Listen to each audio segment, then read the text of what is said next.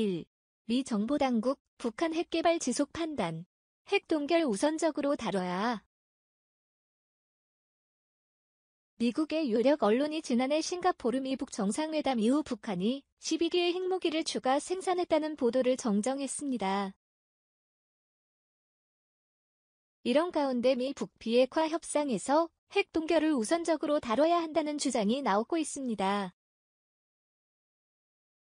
김칸희 기자가 보도합니다. 월스트리트저널 신문은 지난해 싱가포르 미북 정상회담 이후 북한이 핵무기 12기를 추가 생산했을 가능성이 있다는 지난 25일자 보도가 부정확하다며 해당 문장을 삭제했습니다. 이 신문은 그러나 해당 내용이 부정확하게 기술된 이유는 밝히지 않았습니다. 월스트리트저널은 앞서 미 국방부 산하 국방정보국 DIA 분석가들을 인용해 북한이 싱가포르 정상회담 이후 12기의 핵무기를 생산했을 수 있다고 보도했었습니다. 그러나 국방정보국이 이런 보도를 공식 부인하자 관련 내용을 삭제했습니다. 북한이 정확히 어느 정도의 핵무기를 보유하고 있는지는 파악이 어려운 상황입니다.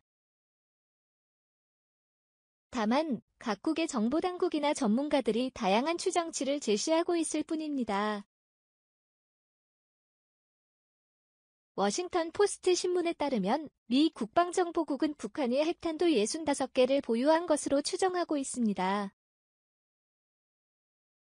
반면 북한을 7차례 방문한 핵 전문가인 지그프리드 해커 박사는 북한이 최대로 만들 수 있는 핵무기는 약 20개에서 25개 정도라고 밝힌 바 있습니다.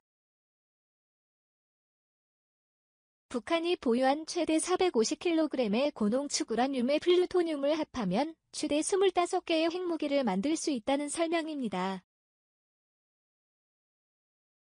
데이비드 올브라이트 과학국제안보연구소장 ICIS은 북한의 핵무기를 지난해 15개에서 30개로 추정했었습니다. 올브라이트 소장은 영변에서 매년 핵무기 2개를 제작할 만큼의 무기급 우라늄을 생산하고 있고 플루토늄은 핵무기 1개를 만드는 데 약간 부족한 양을 추출하고 있는 것으로 추정했습니다. 올브라이트 소장은 또 북한이 제2의 시설에서 매년 핵무기 2개를 만들 수 있는 우라늄을 농축하고 있는 것으로 분석했습니다. 이를 근거로 북한이 1년에 최소 2개에서 3개의 핵무기를 만들 수 있다는 분석입니다. 미국의 랜드 연구소는 올해 초 발표한 보고서에서 북한이 현재 15개에서 60개의 핵탄두를 보유했고 2020년에는 최소 30개에서 최대 100개까지 보유할 수 있다고 주장했습니다. 북한 전문 웹사이트 노스도 2015년 북한이 2020년까지 최대 100개의 핵무기를 보유할 것으로 전망한 바 있습니다. 반면 한국 정보당국은 북한이 적게는 20개에서 많게는 60개의 핵무기를 가진 것으로 판단하고 있습니다. 전문가들은 북한이 미국과의 비핵화 협상이 진행되는 와중에도 핵물질 생산을 계속하고 있는 것으로 관측하고 있습니다. 이 때문에 미북 실무 협상이 재개되면 핵물질 생산 동결 문제가 가장 우선적으로 다뤄져야 한다는 지적이 따르고 있습니다. 2. 미 국방대학 보고서 한, 일과 핵무기 공유협정 체결 고려해야 미국이 한국, 일본과 비전략 핵무기를 공유하는 이른바 핵무기 공유협정 체결을 고려할 것을 주장하는 보고서가 나왔습니다. 이미 협정을 체결한 나토 국가의 경우 전쟁 발발 시 미국의 핵 전술무기 사용 권한을 공유하도록 하고 있습니다. 김동현 기자가 취재했습니다. 미 국방부 산하 국방대학은 최근 발표한 보고서에서 북핵 위협에 대응해 일본과 한국 등 특별히 선정된 아시아 파트너국과 비전략적 핵 능력을 공유하는 방안을 추진해야 한다고 밝혔습니다. 21세기 핵 억제력 2018 핵태세 검토 보고서에 작전 운용하라는 제목의 이 보고서는 현역 실무급 6회 공군 장교들이 공동 작성했습니다. 이들은 급변사태 발발 시 이들 아시아 동맹국들과 비전략적 핵 능력을 미국의 관리 아래 공유하는 잠재적이고 논쟁적인 새 개념을 강하게 고려해야 한다고 주장했습니다. 미국은 핵무기를 보유하지 않은 독일, 터키 등 북대서양 조약기구, 네이토 5개 나라와 핵무기 공유 협정을 맺고 있습니다. 이 협정에 따라 이들 5개 나라는 핵전쟁이 발발할 경우 핵 확산 금지 조약, NPT, 체제에서 탈퇴해 자국에 배치돼 있는 미국의 전술 핵무기를 사용할 수 있는 권한을 부여받습니다. 보고서는 미국이 비전략 핵무기의 소유권을 유지함으로써 핵을 보유하지 않은 핵 공유협정 체결 국가들이 평시에는 NPT 조항을 준수할 수 있도록 하고 있다고 설명했습니다. 다만 한국과 일본에는 정치군사적 제한 요소를 고려해 동맹국이 직접 미국의 비전략 핵무기를 투사하는 이른바 나토식 모델을 그대로 모방해서는 안 된다고 강조했습니다. 브루스 베넷 랜드 연구소 선임연구원은 보허의 나토의 핵 공유 체계는 미국과 동맹국이 동시에 동의해야만 작동하는 이른바 이원체제, 듀얼키 시스템을 통해 이뤄지며 전쟁 발발 시 나토국의 폭격기가 미국의 전술핵 무기를 탑재해 투사하는 방식을 채택하고 있다고 설명했습니다. 이번 보고서는 전쟁 발발 시 한반도에 재배치하게 될 전술핵 무기에 대한 한국의 공동 사용 권한을 부여하되 투사는 미국이 하는 방식을 제안한 듯하다고 베넷 박사는 말했습니다. 보고서는 이런 방식의 핵 공유 협정을 통해 대북 추가 억지 효과를 얻고 북한의 도발을 억제하도록 중국에 대한 압력을 증대할 수 있는 점을 가장 큰 장점으로 꼽았습니다. 보고서는 전략탄도미사일 숫자와 핵 투사 가능 지역이 제한돼 있는 점이 북한의 약점이라고 지적했습니다. 그러면서 미국은 김정은 정권의 북핵 능력을 무력화시킬 수 있는 요격 체계를 갖추고 있다는 점을 명백히 과시할 수 있도록 충분한 숫자의 탄도미사일 방어 체계를 한국과 일본 등에 배치할 필요가 있다고 주장했습니다.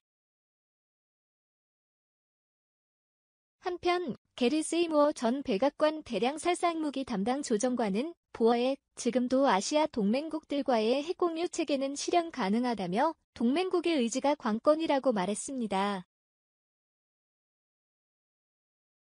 한국과 일본의 이 같은 체계를 뒷받침할 정치적 지지가 없는 한 논쟁적이고 내부 분열을 야기할 수 있다는 설명입니다. 세이무어 전 조정관은 북한이 계속 핵 능력을 고도화해 한국과 일본 내부의 여론이 바뀌면 핵 공유 체계에 대한 논의가 강화될 것이라고 말했습니다. 3. 미 전직 관리들 단계적 접근이 유일한 북핵 해결 방안. 동결, 검증까지 압박은 유지. 바락 오바마 행정부 외교 안보 라인에서 활동했던 전직 관리들은 단계적 접근만이 북핵 문제의 유일한 해결 방안이라고 주장했습니다. 북핵 프로그램 전면 동결과 검증이 중요한 초기 합의가 될 수 있으며 이 단계까지 대북 압박은 유지돼야 한다고 밝혔습니다. 이조은 기자가 보도합니다. 에브릴 헤인스 전 백악관 국가안보 부부좌관은 단계적 접근법만이 비핵화 협상을 진전시킬 수 있는 현실적 방안이라고 주장했습니다. 헤인스 전 부부좌관은 지난 24일 군축비 확산센터 주최로 열린 토론회에서 김정은의 핵포기 또는 핵 프로그램 동결과 검증 합의에 관한 의지는 물론 그에 따라 주어질 혜택이 무엇인지 드러난 것이 없다는 게 도전과제 중 하나라고 말했습니다. 그러면서 결과적으로 지금까지 과정을 보면 단계적 접근 방식만이 막대한 충돌 없이 우리가 원하는 지점에 도달할 가능성이 있는 유일한 길이라고 강조했습니다. 헤인스 전 부부좌관은 단계적 접근에는 핵, 미사일, 실험 동결 외에 핵 프로그램 전면 중단과 검증이 포함된다고 설명했습니다. 동결과 검증 단계에서는 미국이 포기하는 게 거의 없어야 하며 북한에 계속 엄청난 압박을 가하고 또 압박을 늘리기 위해 일본과 한국 등 영내 동맹국뿐 아니라 중국 등과도 협력해야 한다는 겁니다. 윌리엄 번스 전 국무부 부장관은 완전한 비핵화라는 최종 목표를 유지하면서 북핵 위협을 줄이는 실용적인 방안을 찾아야 한다고 밝혔습니다. 번스 전 부장관은 이란과의 핵합의를 북핵 합의에도 적용해야 한다며 이란 핵합의는 매우 낮은 수준의 제재 완화를 대가로 핵 프로그램 동결뿐 아니라 프로그램을 되돌릴 수 있었다고 말했습니다. 아울러 검증과 감시에서 침입 조치가 포함됐기 때문에 미국의 지렛대를 상당 부분 유지하면서도 추후 포괄적인 합의를 위한 대화의 토대가 되는 중요한 초기 합의였다고 주장했습니다. 그러면서 북핵 합의에도 이런 단계적 접근법이 적용돼야 하는 이유는 지금까지 과정을 보면 가까운 미래에 김정은이 모든 핵무기를 포기할 가능성은 없어 보이기 때문이라고 말했습니다. 김정은에게 핵무기 보유는 정권 유지와 생존을 위해 너무 중요하다는 겁니다. 상원 외교위 소속 크리스 머피 민주당 의원은 이날 토론회 기조연설에서 단계적 합의를 통한 단계적 비핵화만이 협상을 진전시킬 수 있는 방안이라고 강조했습니다.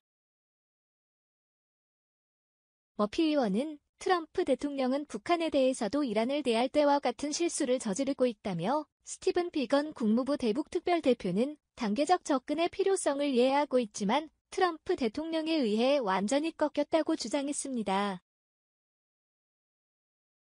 4. 미 전문가들 북중 교역 증가 우려할 수준 안 돼. 최근 증가세를 보이는 북한과 중국의 교역이 유엔의 대북 제재를 훼손할 가능성은 적다고 미 전문가들이 진단했습니다. 교역 규모가 과거에 비해 미미한 수준이며 분목도 매우 제한적이라는 지적입니다. 김영권 기자가 보도합니다. 홍콩 무역발전국 HKTDC 연구소는 29일 중국 해관 총서를 인용해 북한과 중국의 지난 6월 무역 총액이 2억 2,663만 달러로 집계됐다고 밝혔습니다. 북한의 수입은 2억 1,256만 달러, 수출은 1,406만 달러를 기록했습니다. 1월부터 6월까지 북한의 상반기 교역 총액은 수입 11억 4,446만 달러, 수출 1억 833만 달러를 합해 총 15억 5,279만 달러로 지난해 같은 기간보다 14.3% 증가했습니다. 유엔 안보리의 대북 제재로 지난해 반토막이 났던 북중 교역이 다시 뚜렷한 증가세를 보이고 있는 겁니다. 게다가 최근 중국 관영 매체들이 잇따라 중국인들의 북한 관광에 활기를 띠고 있다는 소식을 전하고 몇 년째 정체됐던 단둥 신의주 연결 교량이 중국의 비용 부담으로 개통한다는 소식이 전해지면서 국제사회의 대북 제재에 미칠 영향도 관심을 끌고 있습니다. 미 전문가들은 그러나 우려할 수준은 아니라고 진단했습니다. 브래들리 뱁슨 전 세계은행 고문은 29일 보허에 북중 교류 확대는 북한에 방대한 경제 제재를 가하지 않겠다는 중국의 신호라고 말했습니다. 중국은 북한의 비핵화 협상을 추동하기 위해 대북 경제 압박을 좀 더 느슨하게 할 시기가 됐다는 판단에서 북한과 경제 교류를 부분적으로 확대하고 있다는 겁니다. 뱁슨 고문은 광물 등 주요 제재 품목이 아닌 다른 분야에서 교역이 늘고 있다며 이는 유엔 제재를 위반하지 않겠다는 중국의 의지가 담긴 것으로 풀이했습니다. 윌리엄 브라운 조지타운대 교수도 최근 북중 교역의 핵심 품목이 제재 대상이 아닌 시계 부품과 운동화, 가발 등이란 점에 주목할 필요가 있다고 말했습니다. 그러면서 현 상황은 북중 교역이 회복되는 게 아니라 지난해 바닥을 친 뒤 10% 정도 약간 증가한 수준에 불과하다고 지적했습니다. 올 상반기 교역 규모는 2에서 6년 전 같은 기간의 통계와 비교하면 여전히 매우 낮은 수준으로 북한의 교역은 계속 제한적 수준에 머물러 있다는 겁니다. 브라운 교수는 외부에서 부품을 구입한 뒤 조립해 다시 수출하는 북한의 최근 추세가 수십억 달러의 수입을 올렸던 광물과 의류 등 제재 품목을 대체하려면 적지 않은 기간이 걸릴 것이라고 말했습니다. 관광산업 역시 북한의 기반시설이 빈약해 관광객이 폭증하기 힘들다며 중국의 움직임은 그동안 소원했던 정치, 외교적 관계의 복원 시도로 볼 수 있다고 말했습니다. 반면 제롬 소바주 전 유엔 개발계획 UNDP 평양 사무소장은 최근의 북중 교류 확대가 대북 제재를 다소 어렵게 만들 가능성이 있다고 말했습니다. 김정은 북한 국무위원장은 트럼프 대통령으로부터 정상국가 지도자 이미지를 굳히는 데 성공한 뒤 중국으로 향했고, 중국은 미국과 무역 분쟁으로 지쳐있는 만큼 두 나라의 밀착으로 제재가 영향을 받을 수 있다는 겁니다. 소바주 전 소장은 그러나 지난 북중 교역의 역사를 보면 상황에 따라 기복이 적지 않았다며 올 상반기 교역